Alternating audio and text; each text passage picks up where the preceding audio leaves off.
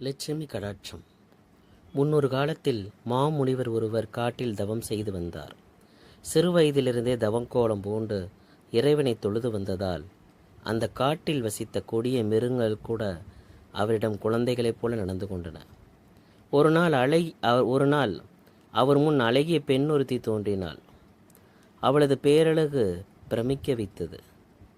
இருப்பினும் மனது சலனப்படாமல் அந்த அழகியை பார்த்து, அம்மா, நீங்கள் யார்? உங்களுக்கு என்ன வேண்டும் என்றார். நான் தான் மகாலட்சுமி. என்னுடைய விதி பயனால் சில நாட்கள் உங்களுடன் வசிக்க வந்துள்ளேன். நீங்கள் என்னை உதறி தள்ளினாலும் உங்களை விட்டு நான் போக மாட்டேன். பிரம்மன் கட்டளைப்படி நான் உங்களுடன் இருந்தாக வேண்டும் என்றார். மகாலட்சுமி போக மாட்டாள் என்பதை அறிந்த முனிவர் அந்த ஒப்பந்தத்திற்கு சம்மதித்தார்.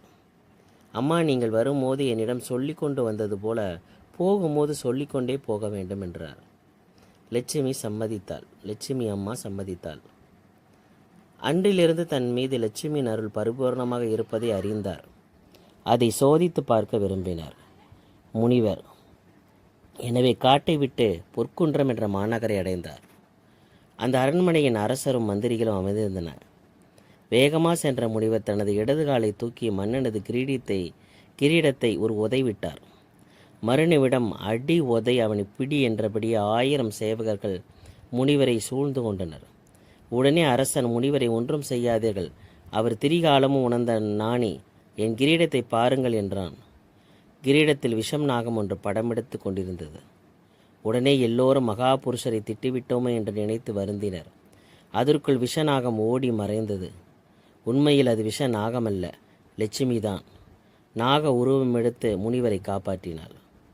அன்றிலிருந்து அரசன் மாமுனிவருக்கு மந்திரி பதவி கொடுத்து சர்வ அதிகாரமும் கொடுத்தான். முனிவருக்கு லட்சுமி கடாட்சம் இருந்ததால் அவர் செய்ததெல்லாம் பலித்தது. முனிவரும் நாட்டை நல்ல முறையில் ஆண்டார். 2 வருடங்கள் ஓடின. மீண்டும் ஒரு நாள் தன்னுடன் லட்சுமி இருக்கிறாளா என்பதை அறிய விரும்பினார் முனிவர். அன்றிரவு அரசனும் அரசியும் தூங்கிக் கொண்டிருந்த பள்ளி அறைக்கு சென்றனர். இருவரையும் தூக்கி கொண்டு வெளியே வந்தார். கண் விழித்த மன்னன் அந்த கிழவனின் தலையை வெட்டினால் என்ன என்று நினைத்து ஆத்திரம் கொண்டார். அதற்குள் பள்ளி அறை கட்டடம் இடிந்து விழுந்தது. அதை பார்த்த அரசனுக்கு மாமுனிவர் மேல் அளவிடாத பாசம் வந்தது. முனிவரே, நீர் இல்லாவிட்டால் நாங்கள் இருவரும் இறந்திருப்போம் என்றன. இந்த விஷயத்தை அறிந்த நாட்டு மக்கள் முனிவரை தெய்வமாகவே பாவித்தனர். ஒரு நாள் அரசன் தன்னுடைய முக்கிய பரிவாரங்களுடன் காட்டுக்கு வேட்டையாட சென்றான். ஒரு மானை துரத்தி கொண்டு ஓடினார். மன்னன் அவன் பின்னாலே சென்றார். மான் தப்பிவிட்டது. களைத்து போன மன்னனும் முனிவரும் ஒரு மரத்தடியில் அமர்ந்தனர். முனிவரது மடியில் சற்று நேரம் இளைப்பாற விரும்பினார் மன்னர். முனிவரும் சம்மதித்தார். அப்பொழுது மேலே பார்த்தார் முனிவர். அந்த மரத்தின் கிளை மேலே கருடன் ஒன்று பெரிய நாகத்தை தூக்கி வந்து தின்பதற்காக உட்கார்ந்திருந்தது. அந்த மரத்தின் கிளை அரசனுடைய மூக்குக்கு நேராக இருந்தது. மாமுனிவருக்கு என்ன செய்வதென்றே தெரியவில்லை. எழுந்து கருடனை விரட்டினால் மன்னனது தூக்கம் கெட்டுவிடும். நாகத்தினால் அரசனுக்கு தீங்கிலே. கருடன் பாம்பை கொத்தியது. பாம்பு தன் விஷத்தை கட்டவே அது மண்ணின் கழுத்தில் விழுந்து கால சர்ப்பத்தின் விஷம் என்ன பண்ணுவது என்று பயந்து முனிவர் தன் கத்தியால் அதை வலிக்க நினைத்தார். அப்போது லட்சுமி, பரசக்தி விட்டு போக சமாயபுரம் தேவி போத்ரி கத்தி எடுத்து அரசரின் கழுத்தில் வைத்தார். முனிவர் உடன் கண் விழித்தான். அரசன், இப்படிப்பட்ட பாதக செயலை நீங்கள் செய்வீர்கள் என்று சிறிதும் நினைக்கவில்லை என்று கோபப்பட்டான்.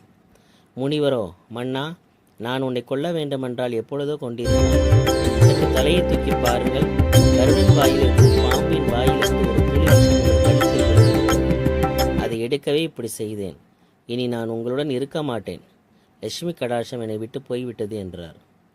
மன்னன் மிகவும் மன்னிப்பு கேட்டார். தாங்கள் என்னை விட்டு செல்லக்கூடாது என்று கூறினார்.